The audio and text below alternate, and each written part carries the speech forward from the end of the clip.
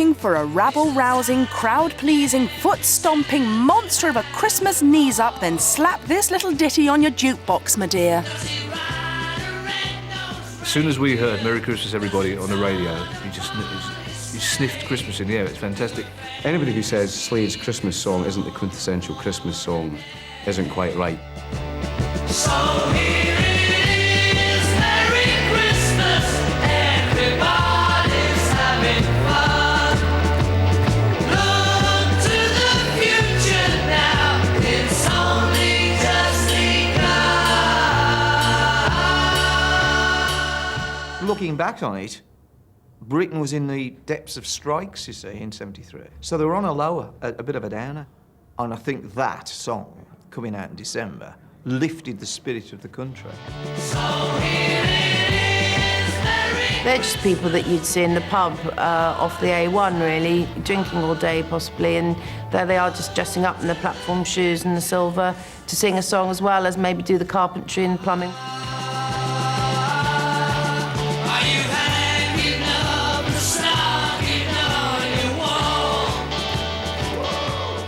Recorded in July in New York. And the record didn't sound right to me until December. And because I have to admit, I wasn't even sure it was going to be a big hit. And I remember being at home, I had this home in Solihull, and I was sitting there, and funny enough, I got my stage gear on, and my manager rung me up, and he said, "Are you sitting down?" I said, "What do you mean?" He said, "I'll just tell you how many records you've sold today." And it was like, 250,000 went out in the morning.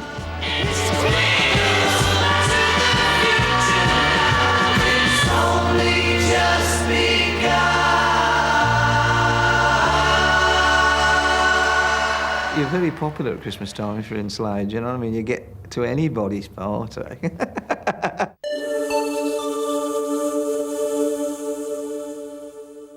I think it's the sort of comedy that you can play to your granny, as long as your granny's a bit of a dirty old bag. While shepherds watch their flocks by night, all seated on a bank. Oh, God.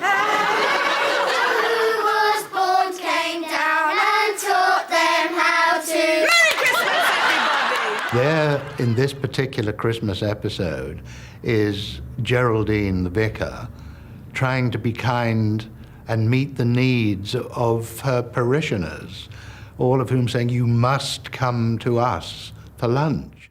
Most of us can't get through one Christmas dinner, let alone the 4 which the B of D is coerced into in this classic episode. What we are about to receive, may the Lord make us truly grateful. Amen. Amen. I've never seen so much food.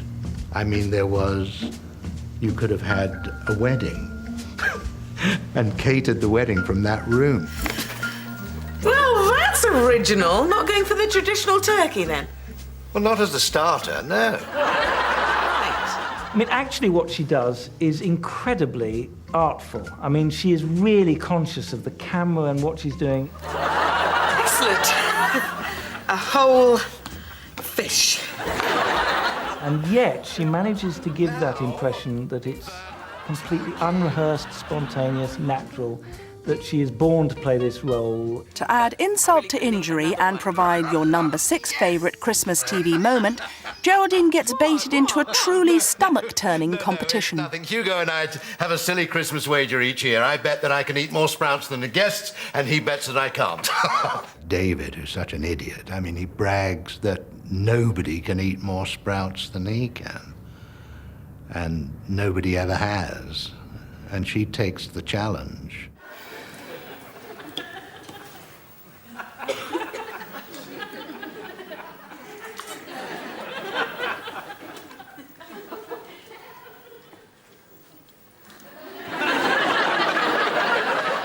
I think my favourite moment is the moment where she has to eat the last sprout. She sort of opens her mouth because it simply won't open. She forces her mouth open with her fingers.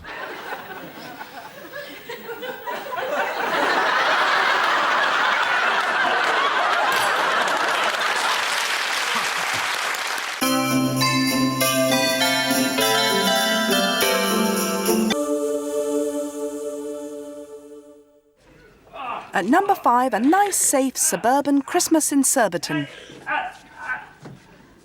Oh, no, it isn't, because that wouldn't be funny and you wouldn't have voted for it. There you are. Our gain is Trafalgar Square's loss. A perfect Christmas show. I mean, it was so cleverly written. We two kings of Orient. When Christmas fails to turn up from a posh London department store, Margot and Jerry are forced to join the goods for some self-sufficient Christmas silliness next door. Good morning, Tom. Good morning, Barbara. Well, where are the mince pies, then? We haven't got any mince pies. All right, we'll settle for a turkey each. We haven't got a turkey either. Why? What's happened? Christmas has not been delivered to this. I think that Christmas episode particularly expanded Margot's character. Come on, Margot, get your hat on. This is the Daily Mirror. We didn't really understand why we were making jokes. What is the joke? What's funny about that? The ooh-ah bird is so called because it lays square eggs.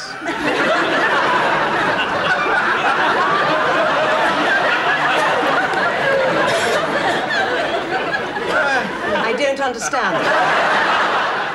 And it's quite moving, really, because she's trying to join in with them. And, like, you know, suddenly the revelation that there's something else, and it isn't all about the window dressing and what you buy.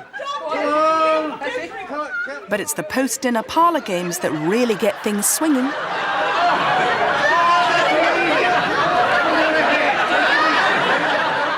They got this undercurrent of could The Good Life be a very sexy show, which I promise you I had never thought of. I always thought it was charming and hopefully funny. I can safely say this is the best Christmas I've ever had. Margot did learn a lesson that Christmas that money is not everything. You can have a really good time with friends, let your hair down, get the old homemade booze out, and you can have a rollicking good Christmas.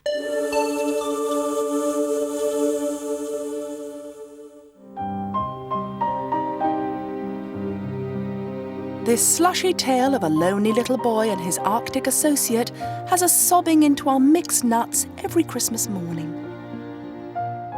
Metaphor for the kind of transient nature of childhood, you know. But the joy is short-lived as this apple-nosed amigo does what comes naturally to most snowmen.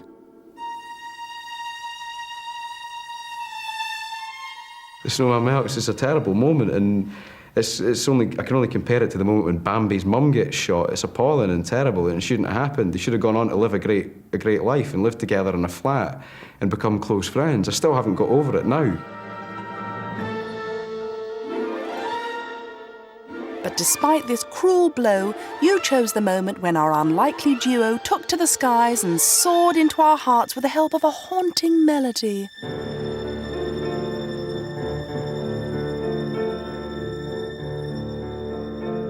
We're walking in the air. We're floating in the moonlit sky. Anyone with a heart just empathise with that idea of it all being quiet and a sort of blanket of snow and then a snowman coming and scooping up and flying. You know, you've got flying and snowmen moving. I mean, that's a wonderful mix.